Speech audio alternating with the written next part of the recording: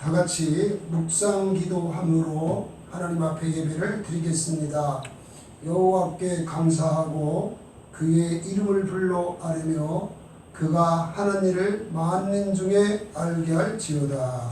그에게 노래하며 그를 찬양하며 그의 모든 기이한 일들을 말할지어다. 그의 거룩한 이름을 자랑하라. 여호와를 구하는 자들은 마음이 즐거울지로다. 여호와와 그의 능력을 구할지어다. 그의 얼굴을 항상 구할지어다. 아멘. 찬송드립니다. 찬송가 25장입니다.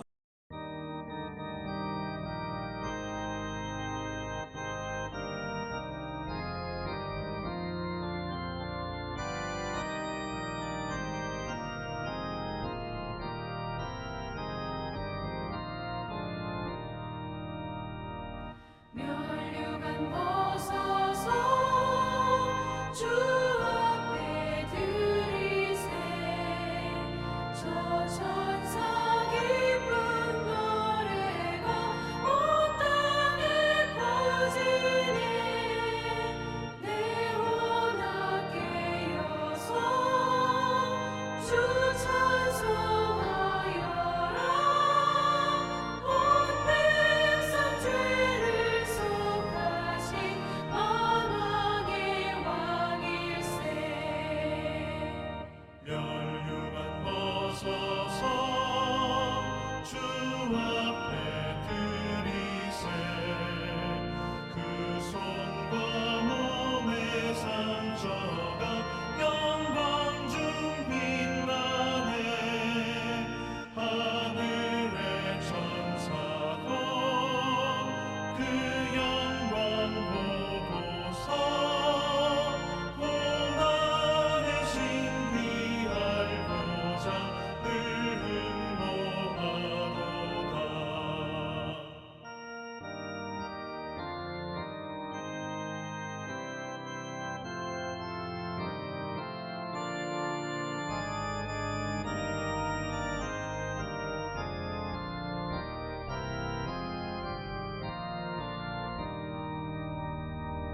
멸류관 벗어서 주 앞에 들이세 온 세상 전쟁 그치고 참평화 오겠네 주 보좌 앞에서 온 백성 엎드려 그 한량없는 영광을 늘 찬송합니다.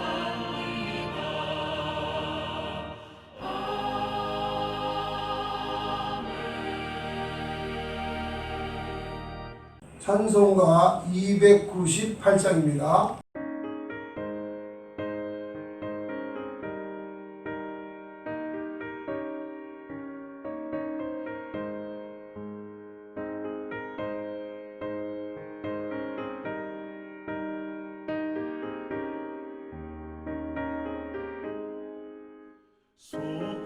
속죄하신 구세주를 내가 찬송하리라.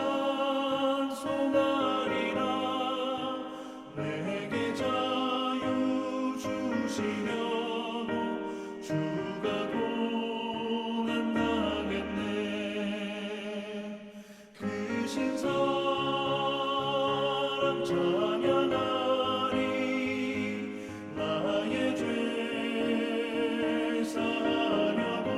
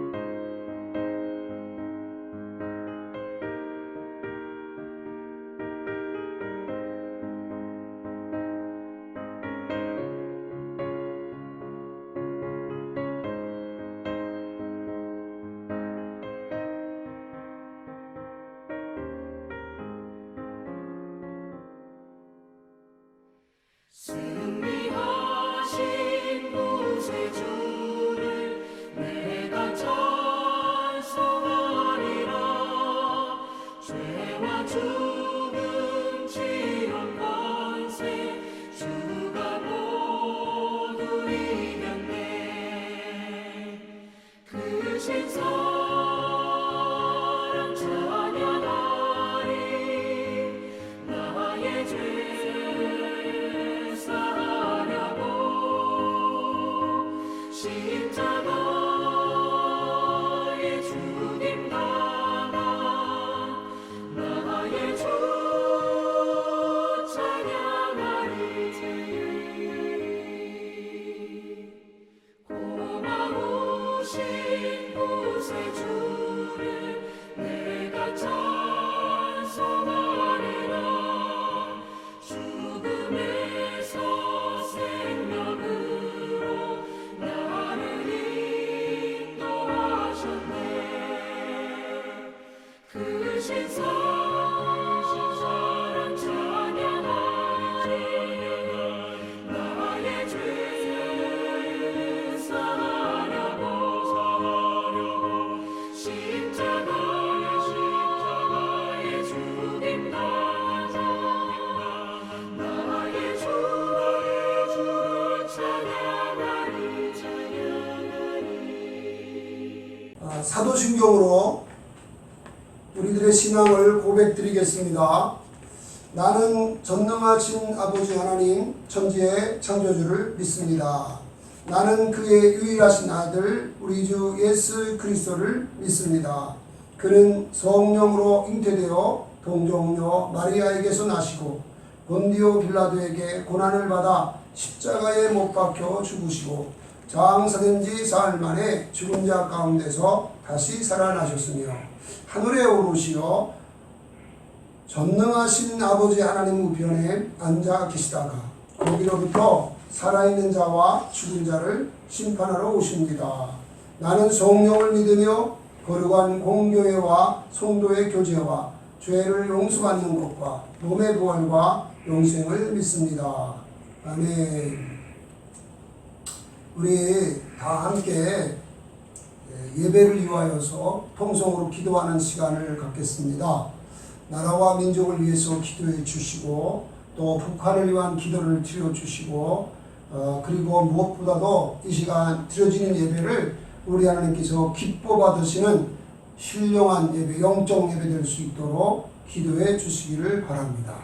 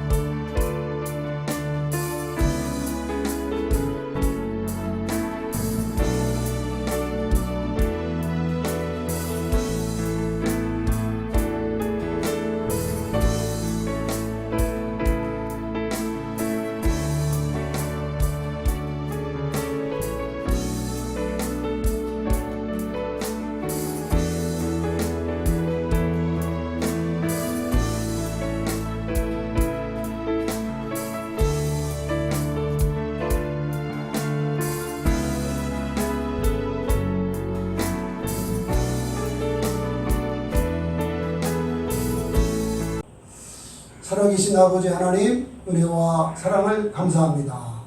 오늘도 코로나 관계로 이렇게 동영상으로 예배하는 것이지만 우리 하나님께 우리 온 마음과 정성을 다한 영과 진리로 드린 영적 예배 될 수 있도록 축복하여 주시옵소서. 너희 몸을 하나님이 기뻐하신 거룩한 산제물로 드리라. 인 너희가 드릴 영적 예배니라 말씀하신 아버지 하나님, 이제 우리 자신도 주 예수님과 같이 아버지 앞에 드리고 우리 지체도 드리고 우리 몸과 마음도 드리오니 받아주시고 약속하신 성령의 충만함, 은혜의 진리의 충만함을 주옵시사. 이 시간 아버지 하나님 저 기뻐하시는 영적 예배로 영광을 돌리게 하옵소서. 종에게 주신 말씀을 성령의 나타남과 능력으로 선포할 때에 성령의 기름 부으심이 넘쳐나게 하시고 복음이 영화롭게 되도록 은혜 내려 주시옵소서. 예수 그리스도의 이름으로 축복하고 기도드리옵나이다. 아멘. 네, 이 시간 주시는 하나님의 말씀 보겠습니다. 하나님의 말씀은 여호수아서 18장 1절로 10절 그리고 19장 49절로 51절에 기록된 말씀입니다. 이제 제가 봉독해 올리겠습니다. 이스라엘 자손의 온 이중이 실로에 모여서 거기에 회막을 세웠으며 그 땅은 그들 앞에서 돌아와 정복되었더라. 그러나 이스라엘 자손 중에 그 기업의 분배를 받지 못한 자가 아직도 7지파라. 여호수아가 이스라엘 자손에게 이르되 너희가 너희 조상의 하나님 여호와께서 너희에게 주신 땅을 점령하러 가기를 어느 때까지 지체하겠느냐. 너희는 각 지파에 3사람씩 선정하라. 내가 그들을 보내리니 그들은 일어나서 그 땅을 두루다니며 그들의 기업을 따라 그 땅을 그려가지고 내게로 돌아올 것이라. 그들이 그 땅을 7부문으로 나누되 유다는 남쪽 자기 지역에 있고 요셉의 족속은 북쪽에 있는 그들의 지역에 있으니 그 땅을 7부분으로 그려서 이곳 내게로 가져오라. 그러면 내가 거기서 너희를 위하여 우리 하나님 여호와 앞에서 제비를 뽑으리라. 레위 사람은 너희 중에 분깃이 없나니 여호와의 제사장 직분이 그들의 기업이 됨이며 갓과 루벤과 므낫세의 반지파는 요단 저편 동쪽에 이미 기업을 받았나니 이는 여호와의 종 모세가 그들에게 준 것이니라 하더라. 그 사람들이 일어나 떠나니 여호수아가 그 땅을 그리러 가는 사람들에게 명령하여 이르되 가서 그 땅을 두루다니며 그것을 그려가지고 내게로 돌아오라. 내가 여기 실로의 여호와 앞에서 너희를 위하여 제비를 뽑으리라 하니 그 사람들이 가서 그 땅을 두루다니며 성읍들을 따라서 7부분으로 책에 그려서 실로 진영에 들어와 여호수아에게 나아오니 여호수아가 그들을 위하여 실로의 여호와 앞에서 제비를 뽑고 그가 거기서 이스라엘 자손의 분파대로 그 땅을 분배하였더라. 또 19장 49절로 51절을 보겠습니다. 이스라엘 자손이 그들의 경계를 따라서 기업의 땅 나누기를 마치고 자기들 중에서 눈의 아들 여호수아에게 기업을 주었으니 곧 여호와의 명령대로 여호수아가 요구한 성읍 에브라임 산지 딥나세리를 주되 여호수아가 그 성을 건설하고 거기 거주하였더라. 제사장 엘르아살과 눈의 아들 여호수아와 이스라엘 자손의 지파 족장들이 실로에 있는 회막문 여호와 앞에서 제비와 나는 기업이 이러하니라. 이에 땅 나누는 일을 마쳤더라. 아멘. 네, 성부, 성자, 성령 삼위 하나님께서 우리 예배 중에 늘 함께하여 주시고 임재하는 가운데 예배 받으시는 것을 믿으시면서 하나님 앞에 예배가 되어지기를 바랍니다. 이미 여러분이 아시는 대로 여호수아와 이스라엘 백성들이 여호와 하나님께 받은 사명은 가나안 땅을 정복하는 것입니다. 모세가 있을 때 세 지파가 요단 동편의 땅을 기업으로 받았고 여호수아가 31개 나라를 가나안 땅에 있었던 31개 나라를 정복했습니다. 또 뿐만 아니라 유다 지파와 요셉 지파가 요단의 서편 땅을 기업으로 받아서 정복을 했습니다. 그러나 아직 7지파는 가나안 땅을 정복하지 못했습니다. 이런 상황에서 여호수아가 행한 일이 2가지입니다. 하나는 실로의 회막을 세운 것이고 다른 하나는 7지파가 정복할 가나안 땅을 분배한 것입니다. 먼저 왜 길갈에 있었던 회막을 실로에 옮겨 세웠는지 묵상하겠습니다. 여기 1절에 보면 이스라엘 온 회중이 실로에 모여서 거기에 회막을 세웠다 이렇게 말씀하고 있습니다. 이스라엘 백성들이 가나안 땅을 정복 전쟁을 시작할 때 회막은 길갈에 있었습니다. 그런데 길갈에 있었던 회막을 이제 실로에 옮겨서 세운 것입니다. 왜 길갈에 있던 회막을 실로에 옮겨 세웠을까요? 그 이유가 다음과 같이 네 가지입니다. 첫째는 이스라엘 백성 전체가 모이는 것이 길갈보다 실로가 더 쉬웠기 때문입니다. 길갈은 요단강을 건넌 요단강 강변 쪽에 있는 성읍입니다. 그리고 실로는 가나안 중부입니다. 이때는 이미 이스라엘 백성들이 가나안 전역에 퍼져 살고 있었기 때문에 길갈에 모이는 것보다 가나안 중심부에 있는 실로에 모이는 것이 더욱 쉬웠기 때문에 실로에 회막을 옮기게 된 것입니다. 둘째는 실로가 여호수아가 받은 성읍 딥낫세라 곁에 있었기 때문입니다. 당시의 회막은 하나님 앞에 제사하고 예배드리기 위한 것만이 아니고 이스라엘 백성들로 하여금 가나안 땅 정복 전쟁을 감당할 수 있도록 지휘 본부 역할도 감당해야 했기 때문에 그래서 이스라엘의 지도자 여호수아의 곁에 있는 이 실로로 회막을 옮기게 된 것입니다. 셋째는 갈등 문제를 근본적으로 해결해야만 했기 때문입니다.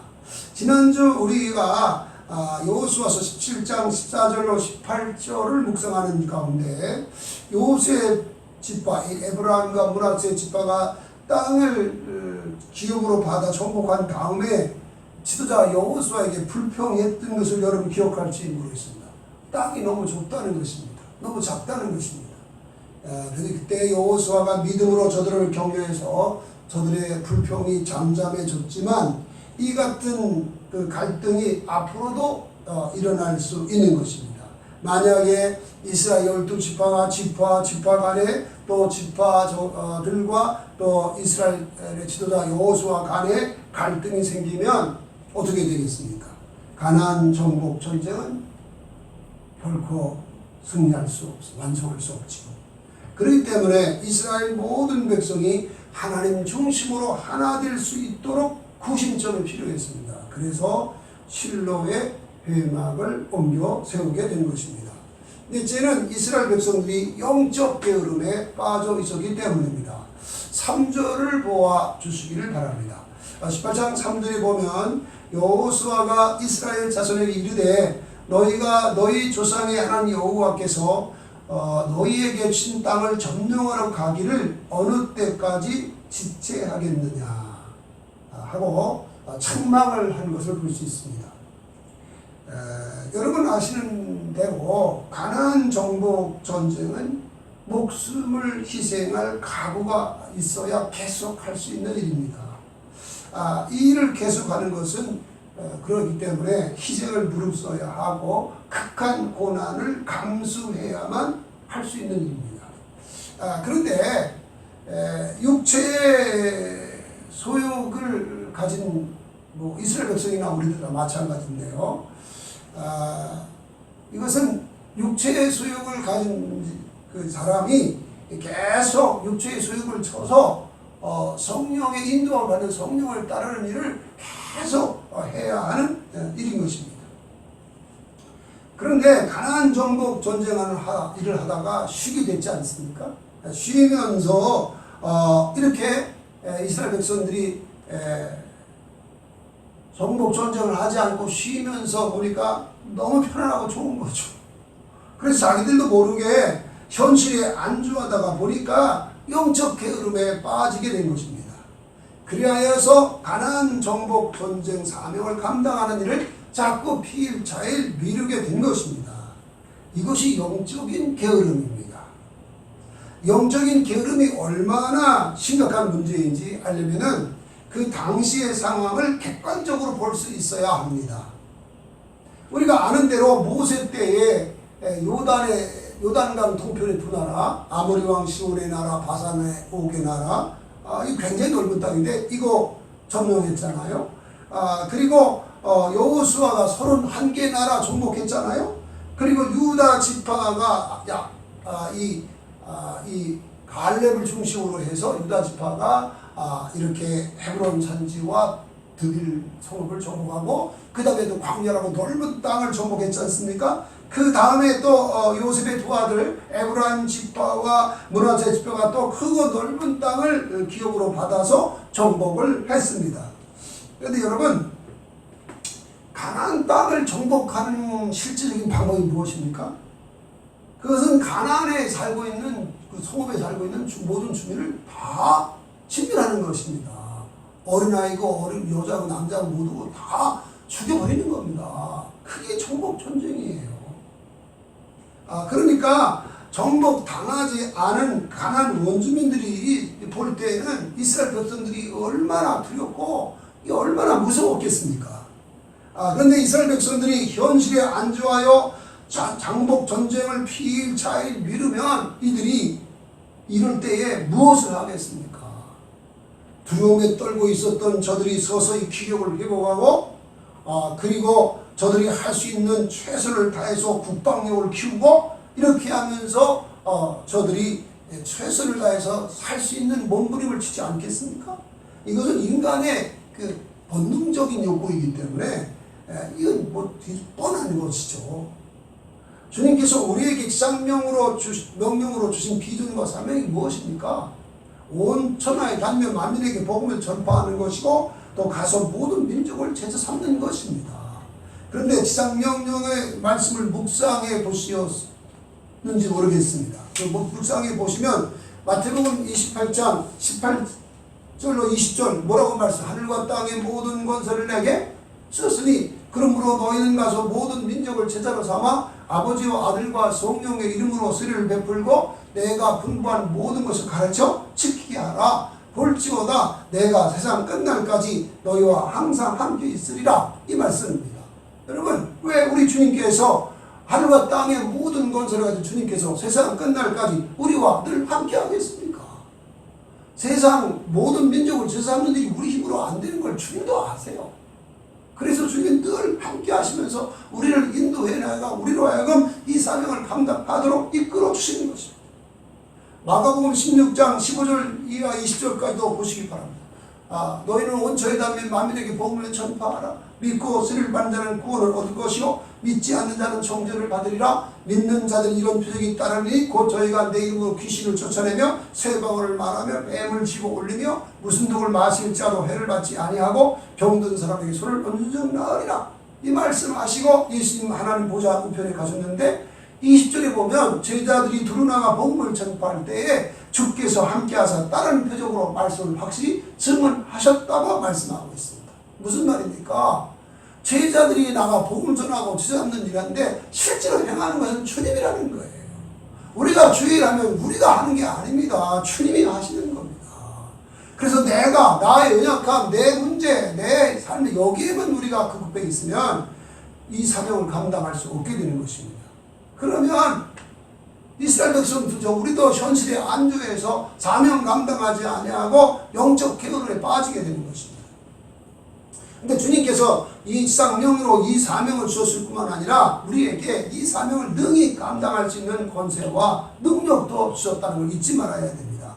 누가복음 9장 1절로 2절에 보면 예수님께서 12제자에게 모든 귀신을 제어하고 모든 병을 고칠 수 있는 권세와 능력 주셨다고 했습니다.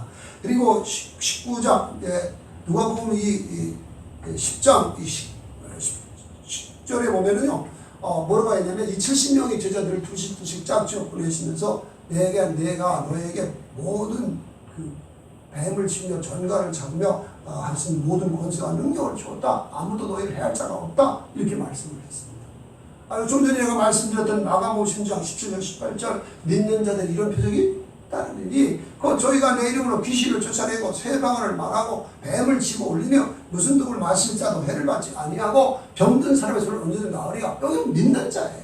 그러니까 직분이 뭐든지 사도였든지 70인의 제자였든지 뭐 장로였든지 목사였든지 다 상관없이 거듭난 성도에게는 다 우리 하나님께서 이런 권세와 능력을 주신 겁니다. 사도행전 1장 8절에서 뭐라고 말씀했습니까? 오직 성령이 너에게 임하시면 너희가 권능을 받고 예루살렘과 온누리와 삼마리아와 땅 끝까지 이르러 내 증인 되리라 말씀했습니다.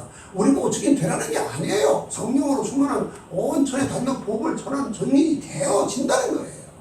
그러니까 이건 내가 하는 게 아니고 주님이 하시는 것이고 성령님께서 하시는 겁니다. 능력 주시고 감당할 수 있는 힘을 주시고 지혜 주시고 담대한 능력, 권능 주셔서 이 사명을 감당하게 하시는 것입니다.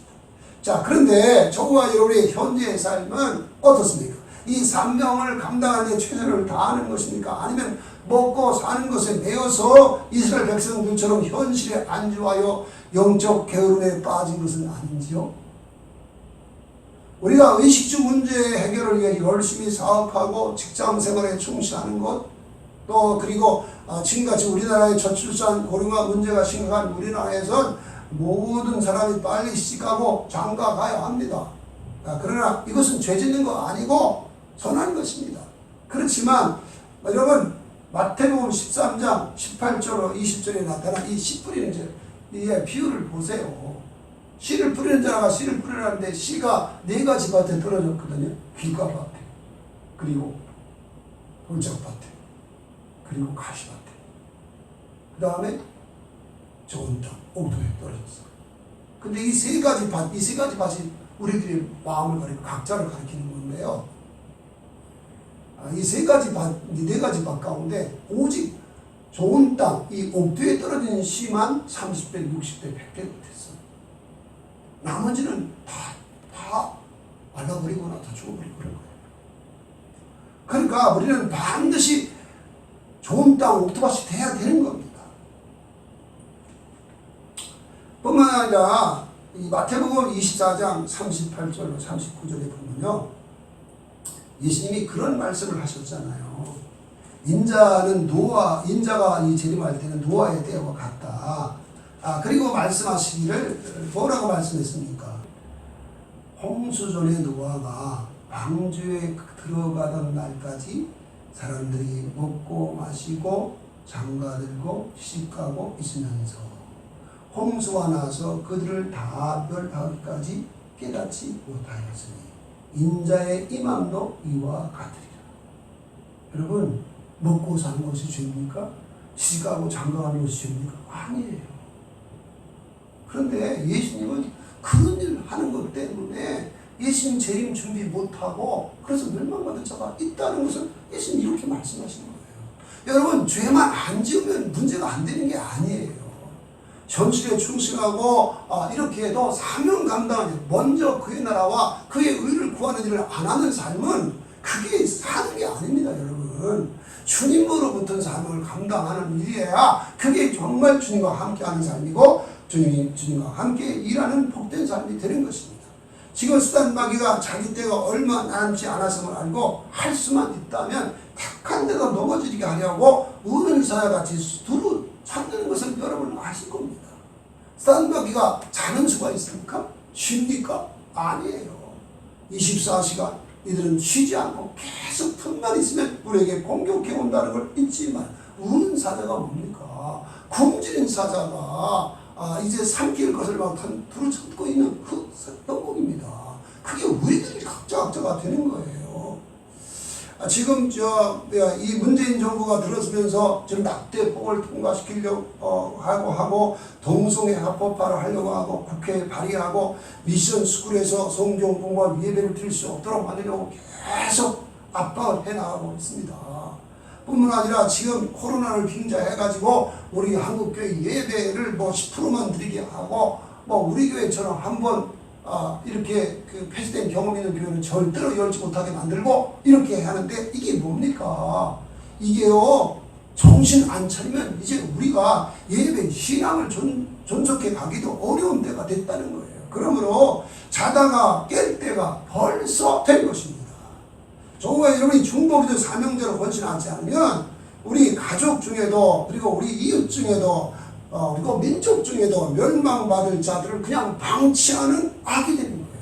우리가 죄 짓지 않아도 그러는 거예요. 그냥 생활 속에 열심히 해도 이 사명 감당하지 못하면 그렇게 정말 비참하게 죽고 지옥으로 떨어지는 것이도 구경만 하는 거기 때는 거예요.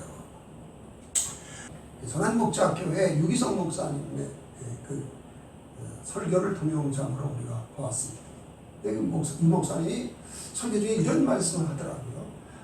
미국의 유진 피터슨 목사님이 이야기를 하는데, 유진 피터슨 목사님이 사단 마귀가 성도들에게 아주 놀라운 계략으로 성도를 얽어매고 있다는 거예요.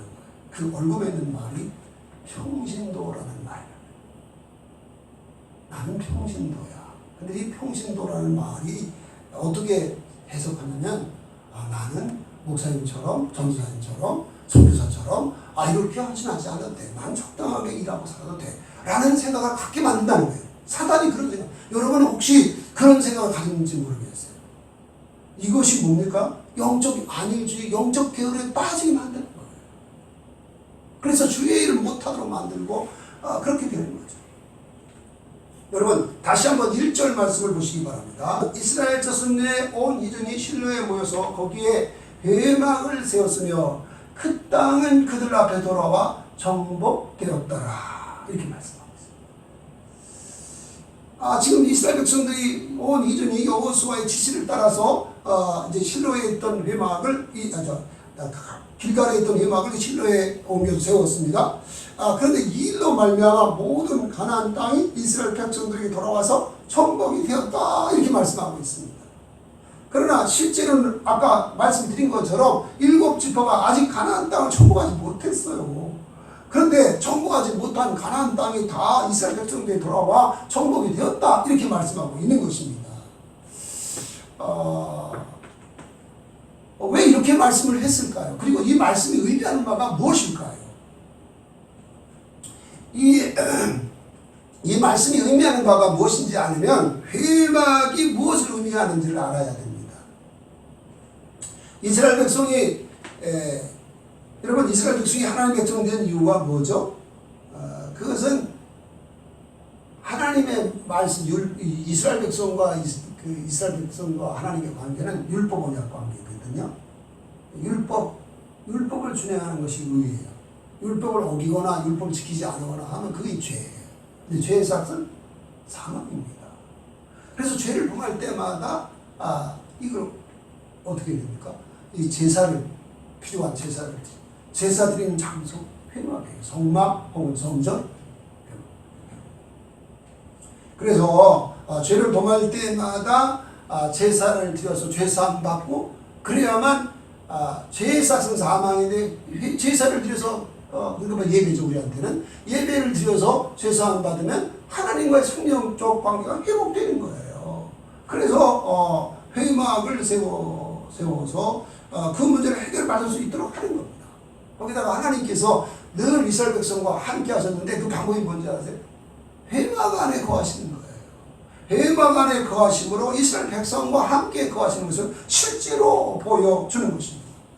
하나님께서 회막에 거하심으로 이스라엘 백성과 늘 함께하여 주셨고, 여러분이 아는 것처럼 모세가 회막에서 늘 하나님과 얼굴과 얼굴을 맞대어 친구와 이야기하는 같이 친밀함을 나누었다고 출애굽기 33장을 보면 말씀하고 있죠. 우리들로 하여금 이 은혜의 영광을 온전히 누리며 영원히 살 수 있도록 하신 분이 우리 주 예수 그리스도이십니다. 예수님은 자신의 몸을 성전이라고 하셨죠. 그리고 이렇게 말씀하셨습니다. 이 성전을 헐라 내가 사흘 동안에 일으키리라 말씀하셨습니다. 그리고 실제로 우리의 죄를 대속하기 위하여 우리 대신 십자가에 못 박혀 죽으셨고 부활하고 승천하시면서 우리를 구원하시고 당신의 몸된 교회를 이 땅에 세우셨습니다. 그 교회가 초대 예루살렘 교회이죠. 너희는 예루살렘을 떠나지 말고 내게 들은 바 아버지 약속하신 것을 기다려. 요한은 물로 세례를 베풀었으나 너희는 연단이 못되어 성령으로 세례를 받으리라. 오직 성령이 너에게 임하시면 너희가 권능을 받고 예루살렘과 온 유대와 사마리아 땅 끝까지 이르러 주님 되리라. 이 말씀 붙잡고 오로지 기도하는 중에 오순절날에 성령이 강림하셨죠. 바람같이 불같이 성령이 강림하셨어요. 그리고 성령의 충만을 받고 성령의 말하게 하심을 따라 다른 방언으로 말하는 이게 뭐냐면 성령을 쫓아 행하는 삶을 살게 되었다는 것입니다. 그래서 서로 사랑하고 서로 섬기면서 하나님 중심, 말씀 중심, 교회 중심으로 가니까 하나님의 친히 이끄시는 교회가 되어 초대 예루살렘 교회가 크게 부흥하고 부흥하는 것을 우리는 볼 수 있습니다. 부활 승천하신 우리 예수 그리스도 보혜사 성령님을 통해서 아버지 하나님과 함께 항상 우리 안에 사시.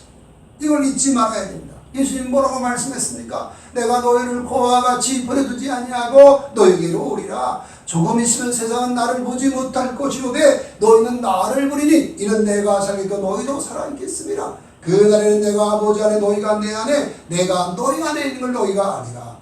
나의 계명을 가지고 지키는 자라야 나를 사랑하는 자니 나를 사랑하는 자인데 아버지께 사랑을 받을 것이고 나도 그를 사랑하여 그에게 나를 나타내리라 말씀했습니다. 이 영광을 온전히 누리는 것은 120년, 오순절 이후에 120년 동안 누렸어요. 성경은 교회는 예수님의 몸이고 만물 안에서 만물을 충만케 하시는 예수님의 충만이라고 했습니다. 예배서 1장 22절 23절에 보면 하나님께서 만물을 예수님 발 아래 복종하게 하시고 교회는 그의 몸이니 만물 안에서 만물을 충만케 하신 자의 충만함이니라 이렇게 말씀합니다. 그러니까 이 교회가 예수님의 몸이고 예수님의 충만함이라는 거예요.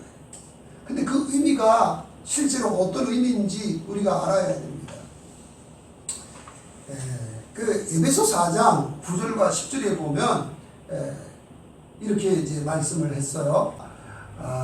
올라가셨다 하셨은즉 땅 아래 낮은 곳으로 내리셨던 것이 아니면 무엇이냐. 내리셨던 그가 모든 하늘 위에 오르신 자니 이는 만물을 충만케 하려 하심이니라. 여러분 예수님의 근본 하나님의 본체지만 하나님과 동등됨을 취할 것을 여기지 아니하시고 오히려 자기를 비워 종의 형체를 가져 사람들과 같이 되셨죠. 그리고 자기를 낮추시고 죽기까지 복종하셔서 우리의 죄를 대속하시고 십자가에 달려주고 또 부활 승천해서 구원의 역사를 완성하게 됩니다. 근데 여기서는 만물을 충만케 하려 함이라 그랬어요. 그러니까 교회가 예수님의 몸이면서 만물 안에서 만물을 충만케 하신 예수님의 충만이라 이렇게 말씀했는데, 그러면 이 만물 안에서 만물을 충만케 하는 것이 무엇입니까?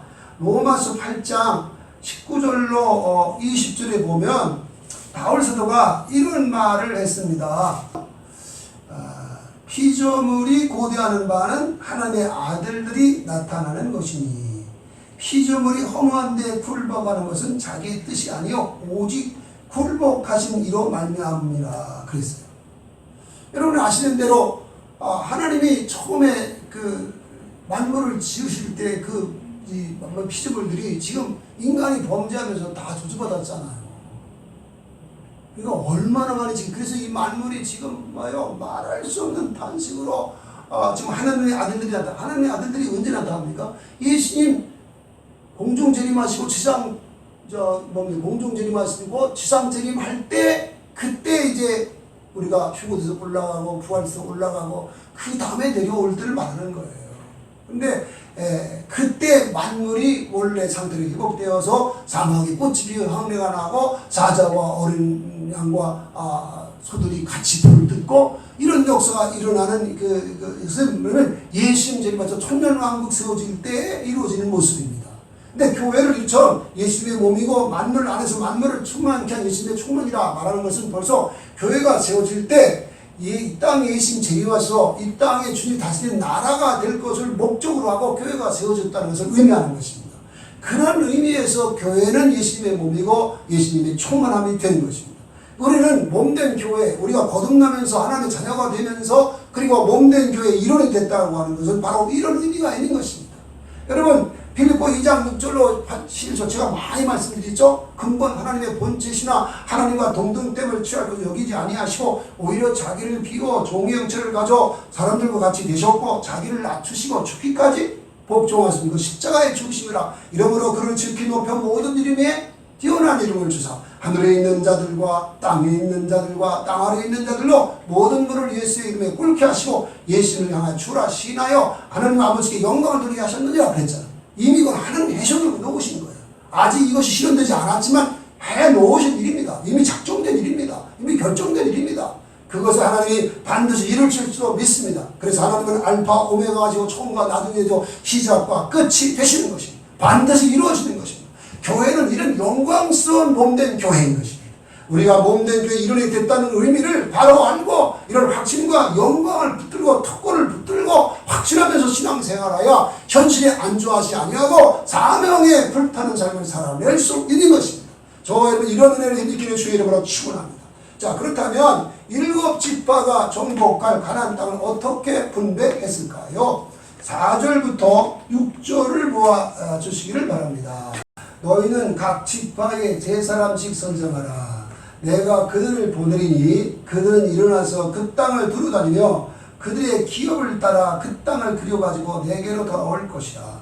그들이 그 땅을 7부도 나누되 유다는 남쪽 자기 지역에 있고 요셉 족속은 북쪽에 있는 그들의 지역에 있으니 그 땅을 7부분으로 그려서 이곳 내게로 가져오라. 그러면 내가 여기서 너희를 위하여 우리 하나님 여호와 앞에서 제비를 뽑으리라 말씀을 했습니다. 가나안 땅을 정복하지 못한 7지파를 위해서 여호수아가 각 지파에 세 사람씩 선정하라고 했어요. 그러면 7지파니까 몇 명이겠어요? 21명이 되겠죠. 이들을 선정했어요. 세웠습니다. 그리고 그들에게 이제 여호수아가 당부합니다. 가나안 땅을 요셉 집 받고 그 다음에 유다 집 받고 빼놓고 7지파니까 7부분으로 구분을 해서 그려가지고 와. 그러면 내가 하나님 앞에서 내가 진이 뽑아서 선정할 것이다. 그리고 그들이 이제 실제로 그리고 나아갈 때의 모습을 우리가 8절과 부터 10절에서 볼 수 있는데 거기 이렇게 말씀합니다. 그 사람들이 일어나 떠나니 여호수아가 그 땅을 그리러 가는 사람들에게 명령하여 이르되 가서 그 땅을 두루다니며 그것을 그려가지고 내게로 돌아오라. 내가 여기 실로 여호와 앞에서 너희를 위하여 제비를 뽑으리라 하니 그 사람들이 가서 그 땅을 두루다니며 성읍을 따라서 7부분으로 책에 그려서 실로 진영에 돌아와 여호수아에게 나오니 여호수아가 그들을 위하여 실로의 여호와 앞에서 제비를 뽑고 그가 거기서 7자손의 분파대로 그 땅을 분배하였더라. 이렇게 말씀합니다. 여러분 이 각 지파에서 뽑혀지는 이 세 사람이 어떤 사람일 것 같습니다. 제가 볼 때 굉장히 용감하고 민첩하고 그리고 담대한 사람들이었을 거고 동시에 이 공의와 공평을 할 수 있는 정직한 사람들이었을 것 같아요. 각 지파마다 자기 이주일 빠지면 안 되니까 그런 사람들을 세운 거예요. 또 이들이 가나안 족속 살고 있는 마을 다니는데 이게 들키지 않도록 발각되지 않도록 이렇게 하면서 각 성읍을 돌아다니고 이렇게 할 때 얼마나 많은 시간을 걸리고 얼마나 이게 힘든 일이었는지 모릅니다. 그걸 다 책에다가 다 이렇게 해서 이걸 볼 때 제가 이 김정호의 대동령치도 만든 그런 사건이 생각나는데요. 이들이 그래서 각 지역을 막 해서 7지파 이렇게 해서 7부분으로 해가지고 나는데 이렇게 해가지고 여호수아가 이제 엘르아살과 함께 지파 족장들과 함께 이거를 제비 뽑아서 7지파를 나눠서 분배했습니다. 그 결과로 베냐민, 시므온, 스불론, 이사갈, 아셈, 납달리, 단 이런 7지파가 정복할 가나안 땅을 분배받게 되었습니다. 자, 그 다음에 19장 49절부터 51절을 보아주시기 바랍니다. 거기에 보면 이렇게 말씀을 합니다.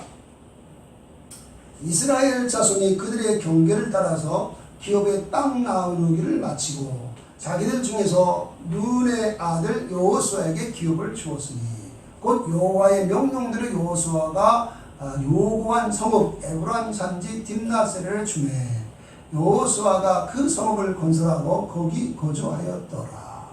이렇게 말씀합니다.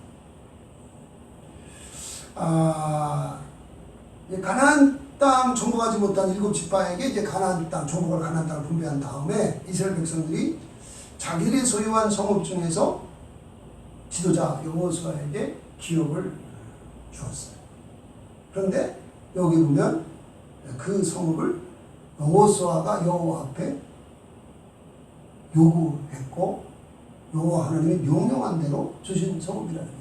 근데 그 성읍이 에브라임, 여호수아가 에브라임 지파 사람이니까 에브라임 산지에 있는 딥낫셀이었다 이렇게 말씀하고 있어요.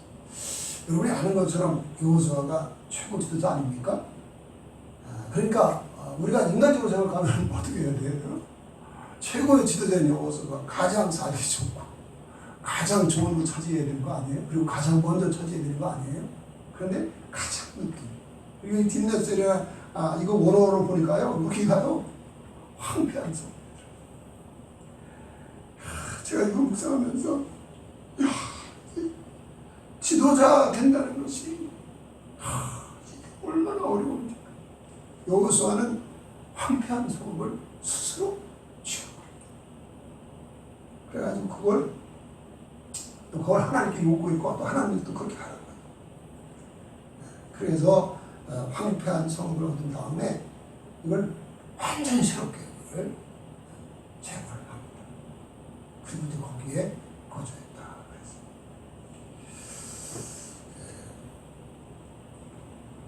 여러분, 여호수아가 일평생 한 일이 무엇입니까? 이스라엘 백성들과 함께 적과 흐르는 가나안 땅을 정복하리라고 합니다. 그거 자신을 위해서 그랬습니까? 아닙니다. 오직 백성들을 위해서 그렇게 합니다. 이러한 모습은 누구의 모습을 닮은 겁니까? 바로 주 예수님을 닮은 것입니다. 저는 이걸 묵상하면서 그래서 여호수아는 예수님을 예표하는 인물이구나 하는 것을 깨닫게 됩니다. 여러분, 예수님이 요한복음 10장에 보면 예수님이 그렇게 말씀하죠. 도둑이 오는 건 도둑질하고 죽이고 멸망시키는 것. 내가 온 것은 양으로 생명을 얻게 하고 더 풍성히 얻게 하려 하시리라. 선한 목자는 양을 위한 목숨을 버리라. 그리고 친히 목숨을 버려서 우리들의 선한 목자 되신 것. 우리를 지키시고 우리를 보호하시고 우리를 이끄시고 사망의 골짜기 다니 해받지 않도록 지켜주시고 지팡이와 막대기로 아니하시고 원수의 목전에 상을 베푸시고 우리의 머리 위에 기름을 바르시고 우리 잔이 넘치게 하시는 우리 주님이세요. 세상 끝날까지 함께 이 사명을 감당하게 하십니다. 마가복음 10장 45절에 보면 이렇게 말씀합니다. 인자는 성령을 받으러 온 것이 아니라 도리어 섬기려 하고 자기 목숨을 많은 사람의 대성물로 주고 합니다. 예수님 여러분 아신 대로 예수님이 이렇게 말씀하셨을 뿐 아니라 실제로 이렇게 사셨죠. 그렇기 때문에 죄 없는 우리 주 예수님이 이렇게 사셨기 때문에 그분은 유일하신 그리스도가 되신 겁니다. 길 되고 진리 되고 생명 되신 겁니다. 유일한 그리스도 예수님 외에 그 누구도 구세주가 될 수 없습니다. 오직 예수님만이 우리의 구세주이고 만왕의 왕이시고 영원한 왕이시고 우리 하나님이십니다. 바라기는 저와 여러분이 예수님이 이러한 삶을 사시고 이러한 분이라는 걸 알아서 묻는 것으로 만족하지 말고 예수님이 나의 주인, 나의 왕, 나의 하나님 되도록 섬기셔야 됩니다. 그래서 한 벌이라도 내 마음대로 하는 것이 없이 주님의 뜻대로만 주의 말씀대로만 준행하는 저와 여러분 되셔야 합니다. 계시록 14장 17장 14절에 보니까 예수님은 만왕의 왕이고 만주의 주인인데 그와 함께 있는 자들도 그와 함께 승리할 수 있음을 말씀했습니다. 우리는 늘 주님을 우리의 생명, 우리의 주인, 우리의 왕, 우리 하나님 모시고 사는 주의 사람이라는 걸 잊지 말고 이 믿음으로 살고 나가면 승리하고 승리할 줄 믿습니다. 네, 찬송 드리겠습니다. 찬송가 316장입니다.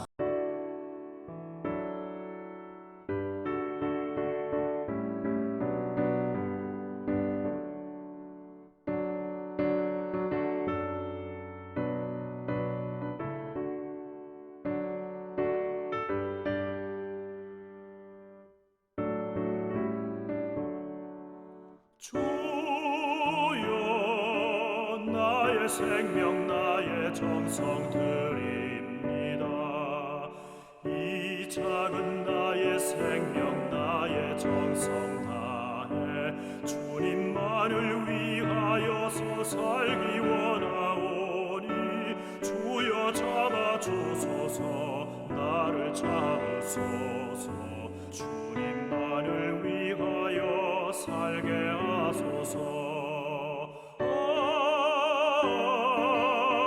불같은 성령으로 충만케 하옵소서. 환난이 와도 핍박이 와도 주님만 위해 살게 하소서. 나의 가진 모든 모아드립니다. 아무리 나 혼자서 몸부림쳐봐도 우리들의 힘으로는 어찌할 수 없어. 주만 의지합니다. 주 의지합니다. 성령으로 거듭남 주시옵소서. 불같은 성령으로 충만케 하옵소서. 괴로움이 와도 슬픔이 와도 주님만 위해 살게 하소서.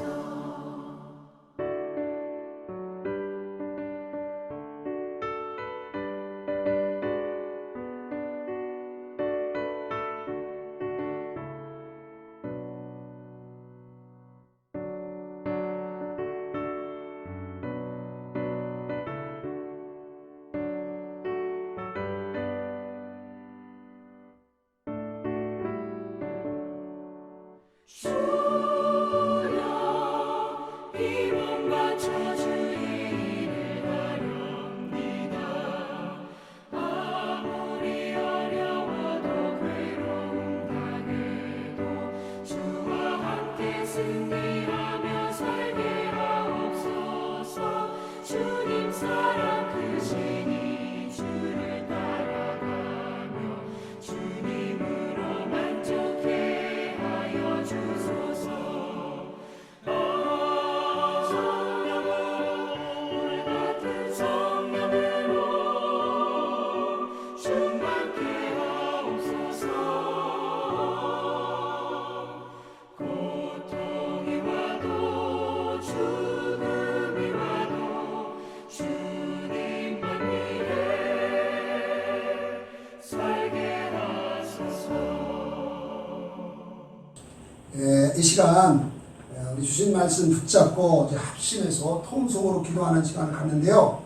제가 이 말씀에 비추어서 4가지 기도 제목을 드리겠습니다. 첫째는 현수에 안주하는 영적 게으름에 빠지지 않도록 늘 깨어 기도하게 하소서 하고요. 둘째는 주님의 몸된 교회의 의미와 특권을 바로 알고 온전히 누릴 수 있게 하소서. 이거 2번째로 기도해 주시기 바라고, 3번째는 내가 정복해야 할 가나안 땅이 무엇인지 바로 알고 실제로 정복하는 삶을 살 수 있게 하소서. 이거 해 주시기 바라고, 4번째는 항상 주 예수님을 나의 주인님, 나의 왕, 나의 하나님으로 모신 종으로 살게 하옵소서. 이 4가지 기도점만 붙잡고 우리 통성으로 주여 부르시고 통성으로 기도하십니다.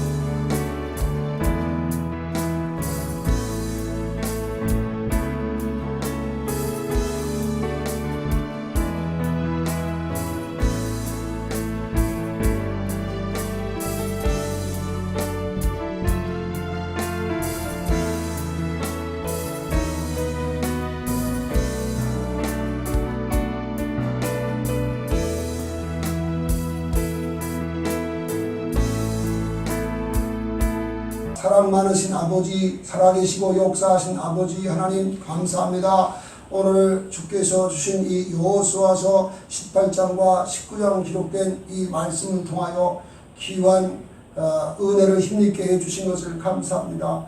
우리들도 이스라엘 백성들처럼 현실에 안주하여 영적 게으름에 빠질까 두렵습니다. 우리가 영적 게으름에 빠지면 우리의 대적들이 일어나 우리를 공격해 올 수 있다는 것 생각할 때 얼마나 이것이 두렵고 떨리는 일인지 모르겠습니다. 그런데 우리도 모르는 사이에 먹고 사는 일에 힘쓰고 그리고 정말 이 세상 일에 빠져서 사명 감당하지 못하는 일은 않았는지요. 정말 진정으로 회개하고 돌이키는 우리 모두가 되어지게 도와주시고 우리가 늘 교회에 나와서 예배드리고 신앙생활하지만 교회의 참된 의미, 주님이 교회가 주 예수님의 몸이고 만물 안에서 만물을 충만케 하신 예수님의 충만인 것을 기억하고 그 의미가 바로 주님이 하나님이 약속한 구속의 역사가 교회를 통하여 완성되는 의미를 갖고 있다는 것을 깨닫고 우리가 정말 바르게 하나님 중심으로 말씀 중심으로 교회 중심의 바른 삶을 살고 이 특권을 온전히 누리는 이 종과 우리 온 성도가 되게 하여 주옵소서. 뿐만 아니라 내가 중보를 갈 가나안 땅이 무엇인지 알게 해주시기 원합니다. 정말로 아버지 하나님 그것을 무엇인지 알고 실제로 삶의 현장에서 한 걸음 한 걸음 정복감을 삶을 살아갈 수 있는 이종이 되고 우리 성도를 될 수 있도록 도와 주옵시고 우리가 말로만 주님을 향해 주여 주여 할 것이 아니라 항상 우리 주 예수님이 나의 주님, 나의 왕, 나의 하나님 모시고 사는 종이라는 것 잊지 말게 도와주시고 이 믿음으로 살아서 살아도 주를 위하여 죽어도 주를 위하여 죽으나 사나 주님만을 위한 삶이 십자가 될 수 있도록 은혜 베풀어 주시옵소서. 이 시간 우리 성도들이 귀한 예물을 아버지 앞에 드립니다. 이제 아버지 하나님의 작은 예물을 드리지만 이 예물과 함께 몸과 마음도 드립니다. 우리의 충심도 우리의 전부도 묻고 드리기를 원하오니 저희여 받아 주시옵시고 말씀에 약속하신 은혜와 복을 넘치게 하심으로 삶의 현장에 더욱더 우리 하나님을 기쁘시게 하고 영원하게 할 수 있도록 복날이야 주시옵소서. 예수 그리스도의 이름으로 축복하며 기도드리옵나이다. 아멘. 이제 주기도문 찬송 일어나셔서 주기도문 찬송 드리겠습니다.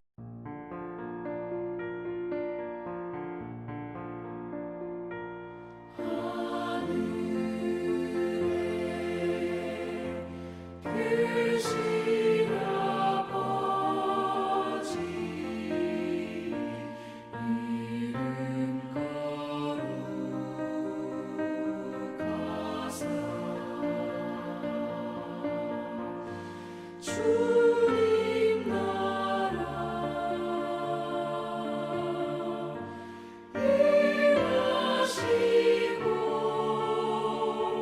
뜻이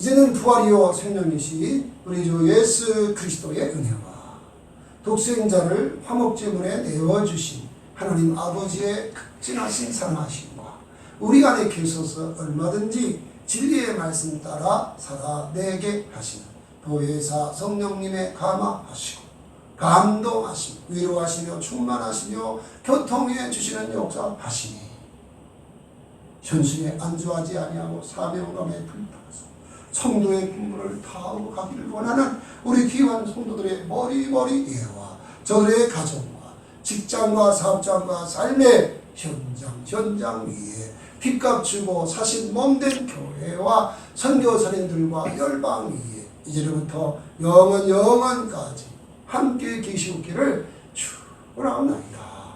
아멘.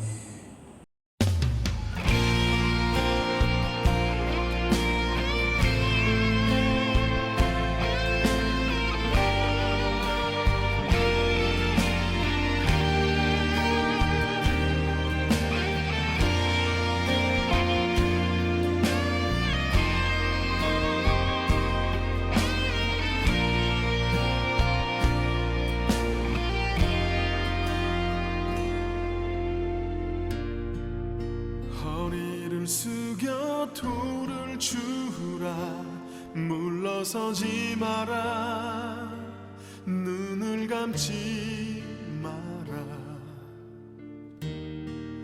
오늘 내가 이곳에서 너와 함께함을 똑똑히 보라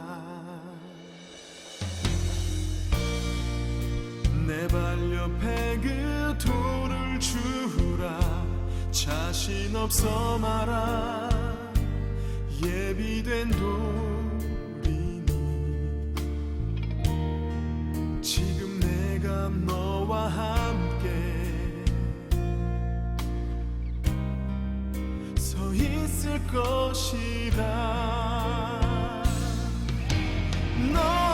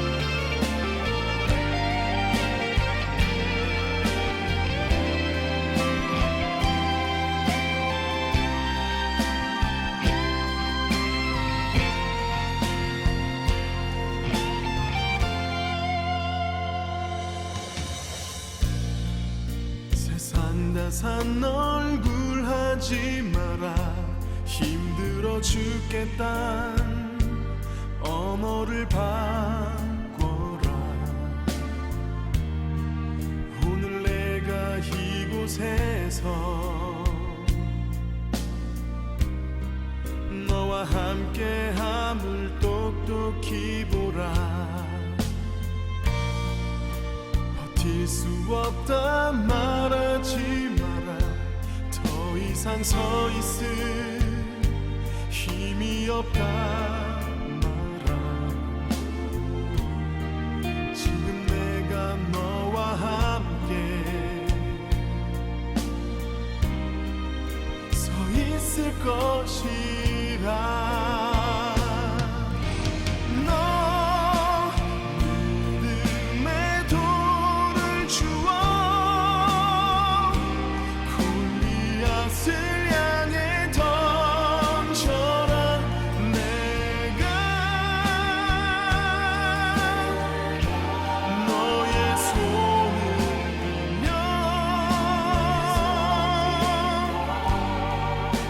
그 돌을 터